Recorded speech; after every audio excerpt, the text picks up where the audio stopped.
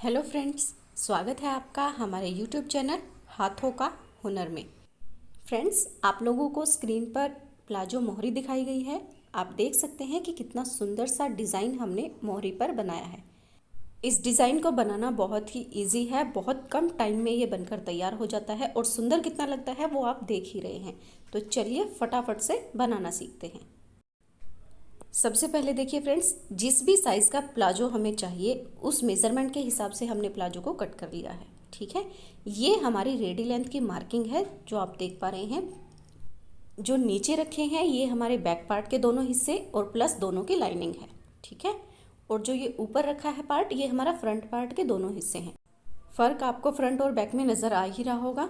ठीक है, अब एक बात देखिए फ्रेंड्स, ये रेडी लेंथ से 3 इंच ऊपर हमने जो ये मार्किंग की है ये हमारे कट की मार्किंग है, यानी 3 इंच का हम कट देने वाले हैं। और ये मार्किंग हमने चारों हिस्सों में की है, फ्रंट के दोनों और बैक के दोनों। ठीक है, 3 इंच का कट है इसीलिए 3 इंच की हमने मार्किंग दी है चारों हिस्सों में। अब नीचे वाला फैब्रिक यानी जो अंदर फोल्ड होगा वो 3 से ज़्यादा होना चाहिए, 3.5 पौने 4 जितना आप रख सकते हैं। हमने ये मार्जिन 3.5 रखा है। ओके फ्रेंड्स, अब चलिए कट बनाना सीखते हैं कि कट हमें कैसे बनाना है। हमने फ्रंट का एक पार्ट उठा लिया है और रेडी लेंथ पर इस तरीके से मार्किंग कर ली है। ये 3 इंच वाली यानी कट वाली मार्किंग है फ्रेंड्स। राइट साइड फ्रेंड्स ऊपर की तरफ है, यानी हमने राइट साइड पर मार्किंग की है तो मार्किंग पर से ही हमें जो प्लाजो की मोहरी है उसे इस तरीके से फोल्ड कर देना है। फ्रंट के दोनों हिस्से हमने फोल्ड कर लिए हैं रेडी लेंथ के ऊपर से। ओके, अब हमें 1 इंच का इस तरीके से मार्क लगाना है, जैसा आपने स्क्रीन पर देखा बिल्कुल 1 इंच का हम यहाँ पर मार्क लगाएंगे।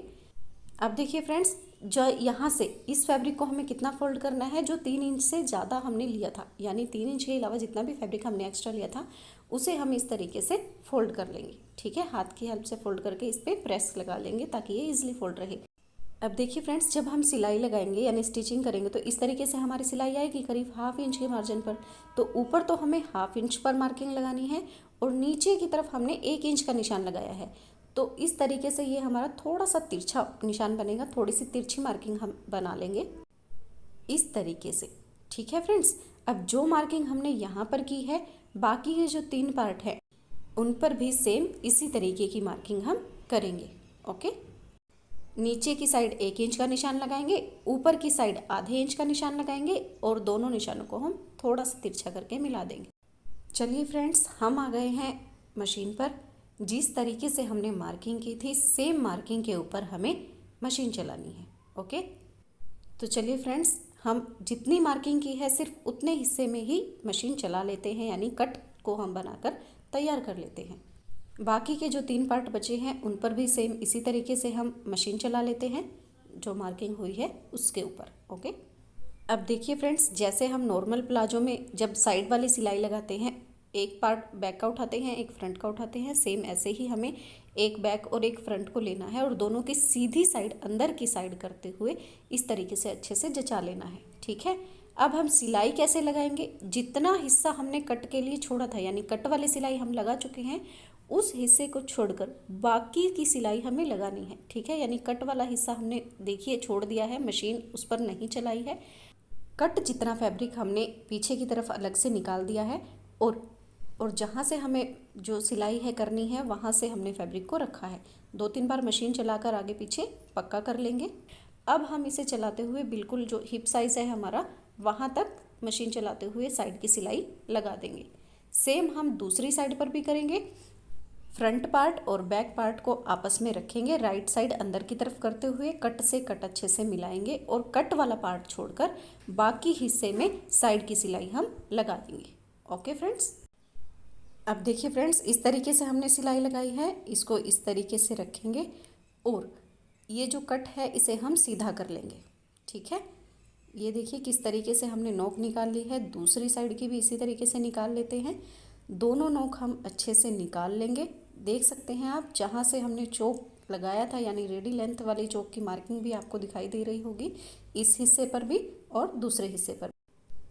अब देखिए फ्रेंड्स, हमें क्या करना है, जो ये हमारा कट बना है इस पर हम बिल्कुल किनारे किनारे सिलाई चलाएंगे इस तरीके से। ओके, सिलाई हमने फ्रेंड्स लगा ली है कॉर्नर कॉर्नर पर बिल्कुल, और कट हमारा बहुत ही सुंदर तरीके से बन चुका है। दूसरी मोहरी का भी कट बना लेंगे और पूरे प्लाजो की स्टिचिंग हम कर लेंगे। चलिए फ्रेंड्स, बो बना लेते हैं, जिसके लिए हमने सूट का फैब्रिक यूज़ किया है। ओके, 13 इंच लंबाई और 4 इंच चौड़ाई का फैब्रिक लिया है हमने एक बो के लिए। फैब्रिक को फ्रेंड्स 4 फोल्ड कर लेंगे और अब इस पर मशीन चलाएंगे। एक साइड पर हमने मशीन चला दी है, अब दूसरी साइड पर चलाएंगे और अब तीसरी पर हमें पूरी मशीन नहीं चलानी है, थोड़ा सा हिस्सा छोड़ देना है, क्योंकि यहाँ से हम इस बो को सीधा करेंगे। इस तरीके से किसी भी टूल की हेल्प से हम इस बो को सीधा कर लेंगे। देखिए फटाफट से किस तरीके से हम इसे सीधा कर रहे हैं। कॉर्नर्स को अच्छे से निकाल लेना है। ये देखिए किस तरीके से हम नाखून से खींच कर कॉर्नर निकाल रहे हैं। अब ये जो हिस्सा जहाँ हमने सिलाई नहीं चलाई थी, इसे अंदर की तरफ इस तरीके से अच्छे से फिक्स कर देंगे। ये देखिए। ओके, अब हमें क्या करना है, बो के बिल्कुल सेंटर से इस तरीके से सुई में डबल धागा करके छोटे छोटे से टाके हमें लगाने हैं। ओके, छोटे छोटे से टाके हम इस तरीके से लगाएंगे बो के बिल्कुल सेंटर से। एक साइड से आते हुए दूसरी साइड पर हमें निकल जाना है। अब धागे को टाइट से खींचना है ताकि ये बो का शेप ले ले और एक दो राउंड इस पर इस तरीके से लपेट देना है और सिक्योर करके धागे को कट कर देना है।